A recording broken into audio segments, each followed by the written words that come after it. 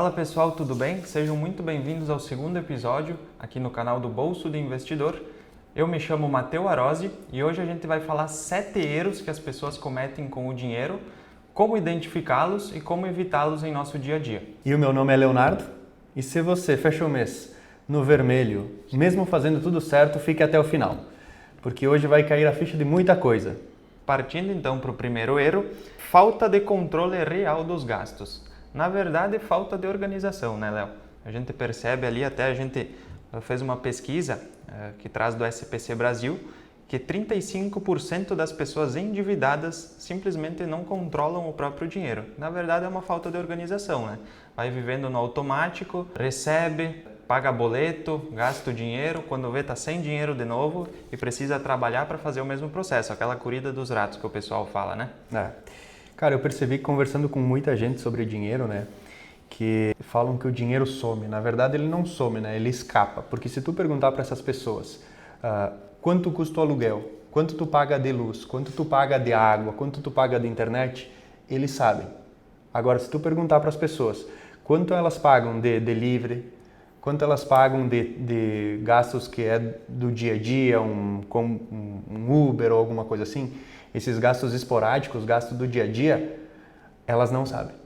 Então, na verdade, o problema às vezes não é tu ganhar mais, né? O problema do dinheiro tá nesses gastos pontuais, que a gente não faz conta, né? Então, é um problema justamente em pequenos gastos que o dinheiro vai embora, né? Então, quem não controla o seu dinheiro, na verdade, acaba sendo controlado pelas suas dívidas, né? É isso aí. Pelo cartão. Como dizem, o problema não é ganhar pouco. Muitas vezes o dinheiro está vazando em lugares que a gente nem percebe, né? Tem uma frase no livro Pai Rico, Pai Pobre que fala que não importa o quanto você ganha ou ganhar mais em si, mas quanto você conserva, né, do teu dinheiro. Isso aí. Segundo erro, então, é viver no automático. Pagar a conta sem planejar o mês. Então o dinheiro cai na conta, você vai utilizando, você vai gastando e se sobrar você utiliza para alguma coisa. E não é assim, né, Matteo? A gente precisa ter uma organização prévia do dinheiro, né?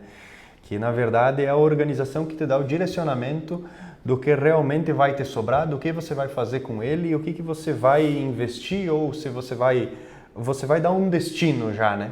Então, acho que a gente tem que ter um planejamento daquilo que a gente vai fazer dentro do mês, né? Na verdade, um erro liga o outro, né? Porque a gente falou no primeiro a questão de viver no automático, a questão da corrida dos ratos.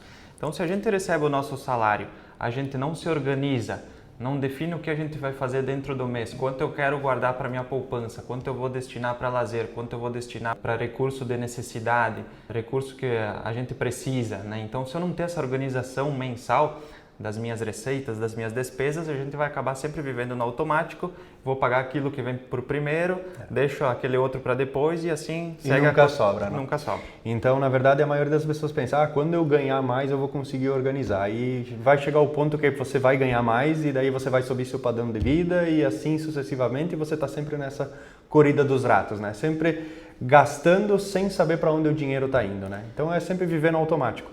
A gente precisa organizar ele em faixas, né? Então, despesas essenciais, né?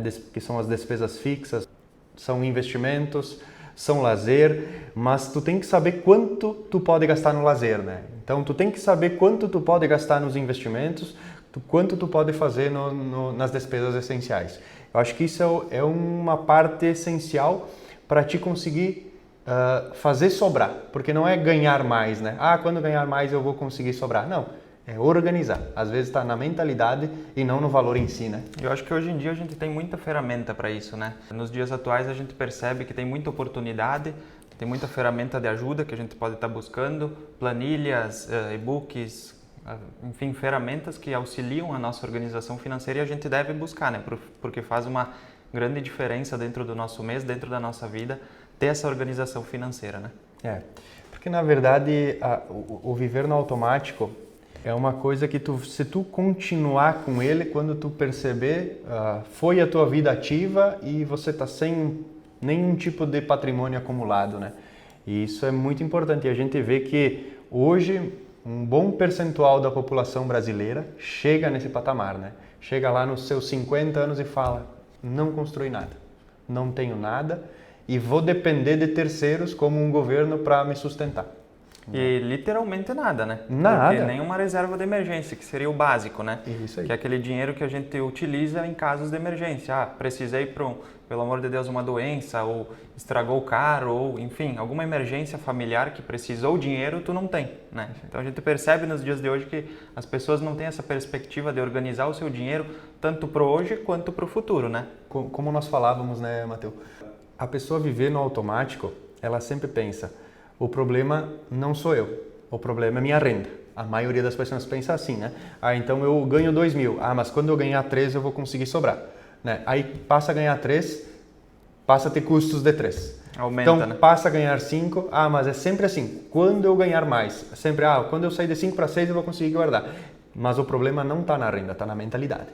Né? E isso é uma engrenagem gigante, porque no momento que você muda a mentalidade e você começa a controlar, quando você levanta e você arruma a sua cama, você já começou o dia muito melhor, né? E quando você organiza as suas finanças, isso é uma engrenagem que leva a você se dedicar mais em tudo, porque, organizei, eu sei quanto eu posso gastar do lazer, eu sei quanto eu posso investir, eu sei quanto eu posso ter de despesas essenciais, que é alimentação, aluguel, né, água, luz, o que você precisa para viver. Você passa a se dedicar mais até a estudos e isso faz com que você ganhe mais, que você cada vez aprenda mais, consiga investir melhor. Isso é uma engrenagem gigante, né? Em questão de 10 anos, se você comparar uma pessoa que viveu no automático e as duas pensando que elas ganham a mesma coisa, exemplo, nos 25 anos, as duas ganhando a mesma coisa aqui, uma começou a se preocupar e só organizou as finanças, né?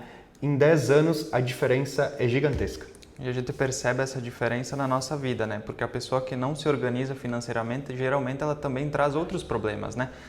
Ansiedade, medo, frustração, né? Por um certo ponto, por daqui a pouco não estar tendo o seu melhor potencial, né? Se sentindo improdutivo, né?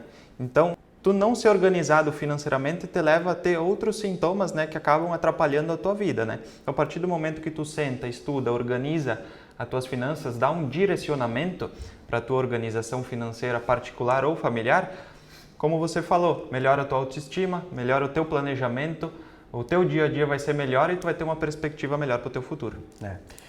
Parece um pouco banal a gente falar, né, que o enriquecimento ele parte da mentalidade. Parece bem banal, né? Porém, como eu falei, se você viver no automático, você acaba que se você tem dinheiro, você vai fazendo coisas. E essas coisas provavelmente vão ser, vou sair jantar fora, vou sair com meus amigos, hoje vou me divertir em outro lugar. E aí o que acontece? Você acaba que, além de gastar, você está sendo improdutivo. Você não está consumindo nenhum conteúdo de educação, né? Onde esse conteúdo vai te levar a um nível superior. Né? Então, ela é assim, não dá nem para dizer que você está parado e o outro está indo para frente. Não, você está indo para trás. Né? Porque tu deixa de ser produtivo. Né? Então, agora, organizei minhas finanças e eu sei que eu tenho 20% para gastar dos meus salários de 3.000. Eu tenho R$600 para gastar. Eu sei que se em 2 finais de semana eu gastar 300, nos outros 2 eu tenho que ficar em casa. Ok, mas eu fico em casa fazendo o quê? Cara, eu vou consumir alguma coisa, eu vou estudar, vou ler um livro, né? Vou descansar para ser mais produtivo no meu trabalho ou para ser mais produtivo na minha faculdade que eu estou fazendo durante a semana. Então ela é muito disparelho, né? Tu só partir da mentalidade. Partindo então para o terceiro erro é confundir desejo com necessidade, né? Esse erro aqui derruba muita gente, né?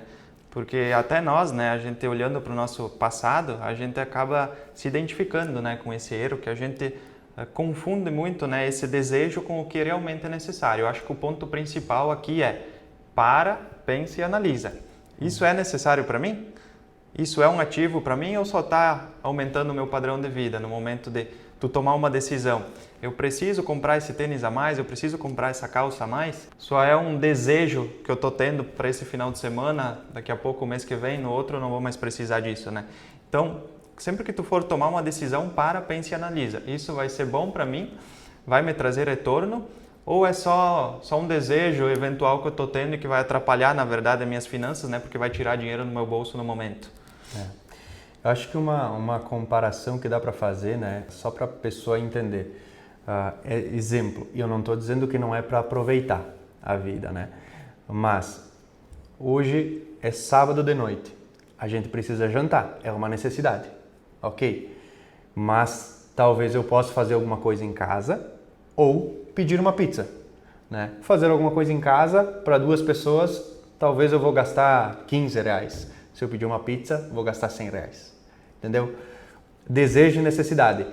A gente não está indo para o radical, que você nunca mais pode comer uma pizza, você nunca mais pode fazer nada. Não, mas é entender dentro das finanças, da organização orçamentária que você fez, se isso é viável para você naquele momento ou não, né? Então, desejo é uma pizza. O que é necessidade? Se alimentar. Então, no sábado de noite, a gente sabe que você tem que jantar. Agora, não necessariamente você precisa gastar R$100 para suprir esse desejo. Entendeu? A diferença, né? Então, é assim, só para facilitar a explicação. É uma coisa bem simples, né? Mas é só para realmente facilitar o entendimento. E isso você vai ocupar para tudo. Então, desde trocar um veículo, desde comprar um tênis, como o Matheus falou, né? Tudo isso você vai começar a comparar. Se você começa a fazer a organização financeira, você vai parar e falar: realmente eu necessito disso? Ou é só um desejo momentâneo e isso não vai surtir efeito ali na frente para mim, não vai me trazer frutos, né? É só um desejo simples. A gente tem que entender que a gente não precisa deixar de adquirir desejos. Não, a gente só tem que entender o nosso momento. Na verdade, a gente vai estar planejando eles, né? A gente vai estar entendendo o nosso momento, né? Momento de acumular para depois usufruir com esses desejos, né? Essa é a lógica. E às vezes não é nem aquele desejo que é caro, né? São aqueles pequenos gastos, né? Todo mês. Aquela compra a mais todo dia, que se soma R$10 todo dia, dá R$300 no mês, né? Então são pequenos gastos que te impedem de investir todo mês, né? Sempre tem aquela coisa que você olhou na internet, comprou e nunca ocupou, né? Tá lá guardado. Então é aquela compra por impulso, o desejo de ter, porém ela nunca foi uma necessidade. Tanto que ficou lá guardada num canto e você nunca utilizou, né? Então essa compra, aquela outra compra, isso se soma e tira muito dinheiro do seu orçamento dentro do mês.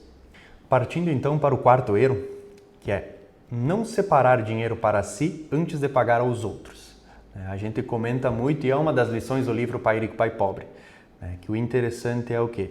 Você montar uma organização financeira no seu orçamento mensal e falar 10% vai ser meu, né, para o meu eu do futuro.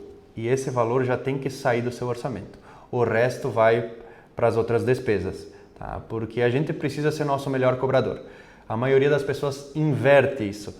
E aí paga as coisas essenciais, vai pro lazer, sendo que provavelmente se sobrar você aplicaria, mas nunca sobra, né? Então a gente precisa inverter isso, precisa investir primeiro ou pagar-se assim, né? Eu não quero fazer agora um investimento, né, em comprar ativos, mas eu quero investir na minha educação. Ok, sempre separa, 10% pague a si primeiro, depois pague as despesas essenciais, que é as despesas que você precisa para viver, então alimentação, aluguel, parcela da casa, combustível, luz, água, internet, né? Então você vai pagar isso e o que sobrar disso você pode utilizar no lazer, né? Mas primeiro tem que ser para si. Inclusive, Léo, tu citou a questão do livro Pai Rico, Pai Pobre. Para quem não assistiu o primeiro episódio do nosso canal, fala muito sobre esse livro, então dá um confere ali nesse vídeo que ele é bem interessante também. E, novamente, né, tudo se conecta, né? Um erro leva ao outro, né? A partir do momento que a gente paga primeiro a si mesmo, não é nem a questão de valores, né? Porque a pessoa vai falar, eu não tenho nem para pagar daqui a pouco os boletos, né? A parcela do financiamento, vou ter que guardar dinheiro para mim. Mas tudo é questão de quê? Mentalidade, né? Seja lá 20, 50, 100 reais, mais ou menos, que tu vai começar a guardar primeiro antes de ter os teus gastos, isso muda a tua mentalidade. Porque a partir do momento que tu começa a ver dinheiro guardado, tua ambição para querer mais vai aumentar. E tu vai fazer mais dinheiro, conforme tu faz mais dinheiro, mais tu guarda. Então, dê o primeiro passo. Comece a pagar a si mesmo primeiro antes das suas despesas. Que isso vai mudar a tua mentalidade para conseguir fazer mais dinheiro e assim, cada vez mais, guardar mais dinheiro ainda. E você pode perceber, né, que todos os erros que a gente está falando aqui, eles são interligados, né? Então não é um erro que eles andam em paralelo, não, eles estão tudo junto. São tudo uma coisa só. No momento que você começa a organizar a organização ela vem por completo. Partindo então para o quinto erro, ignorar pequenas despesas, o famoso efeito formiga, né? É aquela coisa que a gente já citou, né? Gasta 10 aqui, 20 ali, todo dia, né? Somado isso, dá seus 300, 400 reais todo mês. Então para, senta, analisa, vê se isso é necessidade ou se isso é um desejo momentâneo seu.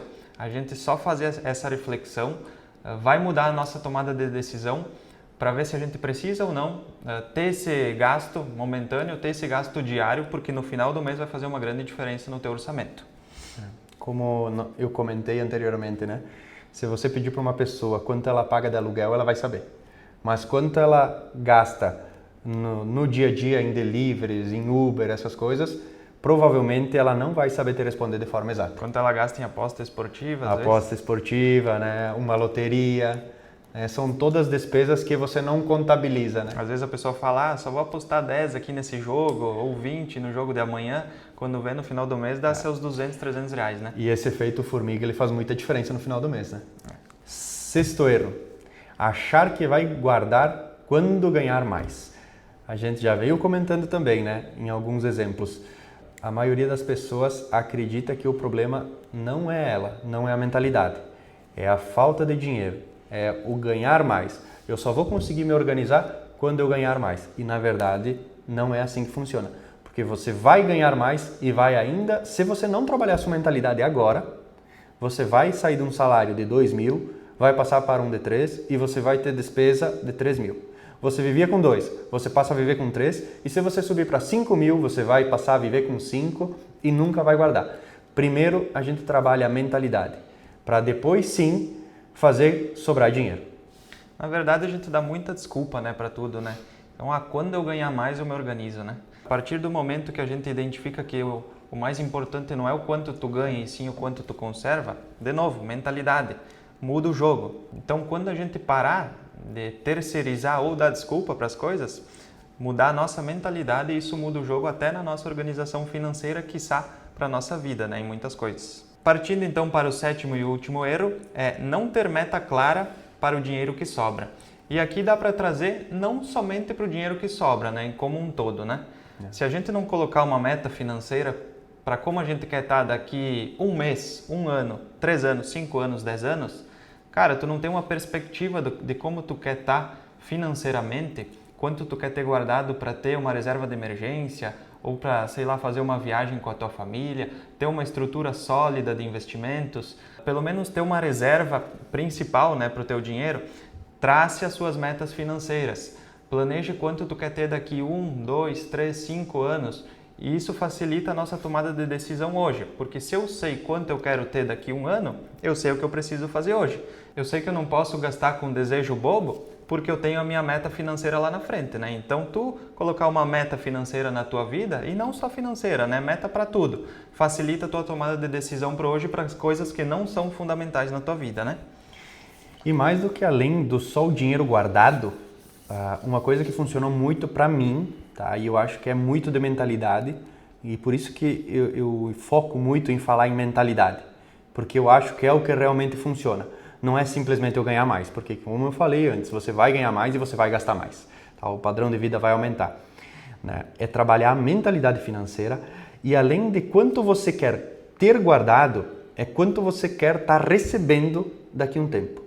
Então, a meta tem que ser: eu quero aumentar o meu salário em R$500 todos os anos. Então, se eu ganho 2.000, o ano que vem eu teria que estar ganhando 2.500.